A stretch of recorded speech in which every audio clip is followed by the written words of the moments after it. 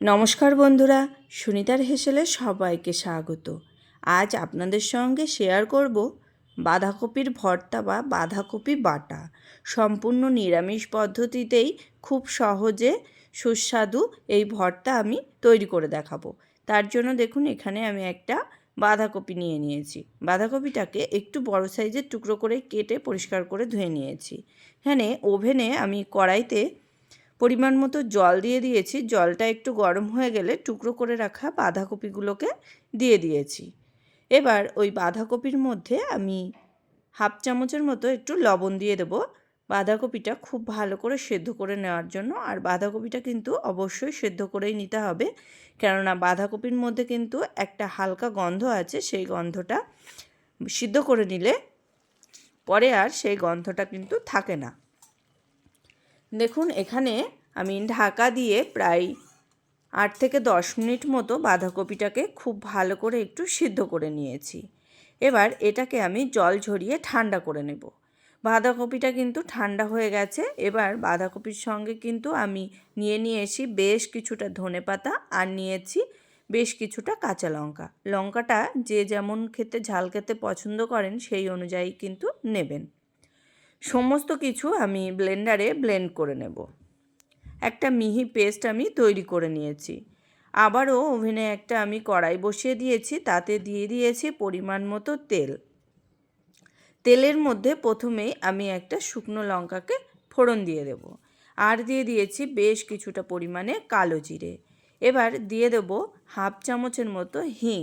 যেহেতু নিরামিষ পদ্ধতিতে তৈরি করছি, সেই কারণে এখানে কিন্তু হিংটা আমি ব্যবহার করেছি। দিয়ে দিয়েছি হাফ চামচের মতো কাশ্মীরি লঙ্কার গুঁড়ো, আর দিয়েছি পরিমাণ মতো হলুদ গুঁড়ো। সমস্ত কিছু খুব ভালো করে তেলের সঙ্গে একটু মিশিয়ে নিয়েছি। নেওয়ার পরেই এখানে বেটে রাখা বাঁধাকপি, লঙ্কা আর ধনেপাতা দিয়ে দিয়েছি। সমস্ত কিছু কিন্তু খুব ভালো করে তেলের সঙ্গে মিশিয়ে নিয়েছি। আর এখানে বাঁধাকপিটা যখন পেস্ট করবেন তখন কিন্তু অবশ্যই চেষ্টা করবেন জল ছাড়া পেস্টটা তৈরি করার।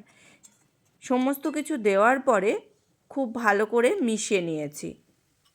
এবার এর মধ্যে দিয়ে দেবো স্বাদ অনুযায়ী লবণ, আর দিয়ে দেবো সামান্য একটু চিনি টেস্টের জন্য। লবণ আর চিনি দেওয়ার পরে এটাকে কিন্তু খুব ভালো করে নাড়াচাড়া করে একবারে শুকনো শুকনো করে রান্না করে নিতে হবে। আর এই কাজটা কিন্তু একটু ধৈর্য সহকারেই করতে হবে। হাতে অনেকটাই সময় নিয়ে এই বাঁধাকপিটাকে আমি কিন্তু রান্না করে নেব। দেখুন, এখানে বাঁধাকপি কিন্তু অনেকটাই কমে এসেছে। আর এই রকম যখন তেল ছাড়তে শুরু করবে তখন বুঝবেন যে বাঁধাকপিটা আমাদের পুরোপুরি রেডি হয়ে গেছে। দেখুন, এখানে বাঁধাকপি কিন্তু খুব ভালো করেই শুকিয়ে গেছে। এর মধ্যে কোনো রকম কোনো জল আর নেই, তেল ছাড়তে শুরু করেছে। এই অবস্থাতেই আমি কিন্তু এটাকে নামিয়ে নেব। নামিয়ে আমি একটা প্লেটের উপরে নিয়ে নিচ্ছি, নিয়ে আপনাদেরকে দেখাচ্ছি। তাহলে বন্ধুরা দেখুন, কত সহজেই কিন্তু তৈরি হয়ে গেল সুস্বাদু বাঁধাকপির ভর্তা বা বাঁধাকপি বাটা। এটা কিন্তু গরম গরম ভাতের সঙ্গে খেতে অসাধারণ লাগে। আজ আমি নিরামিষ পদ্ধতিতে তৈরি করে আপনাদেরকে দেখালাম। অন্য কোনো একটা রেসিপিতে আপনাদেরকে আমি আমিষ পদ্ধতিতে কিভাবে তৈরি করতে হয় বাঁধাকপির ভর্তা, সেটা আমি আপনাদেরকে তৈরি করে দেখাবো। তাহলে আজকের মতো এই পর্যন্তই। আবার হাজির হয়ে যাব অন্য কোনো রেসিপি নিয়ে। ভালো থাকবেন, সুস্থ থাকবেন। ধন্যবাদ।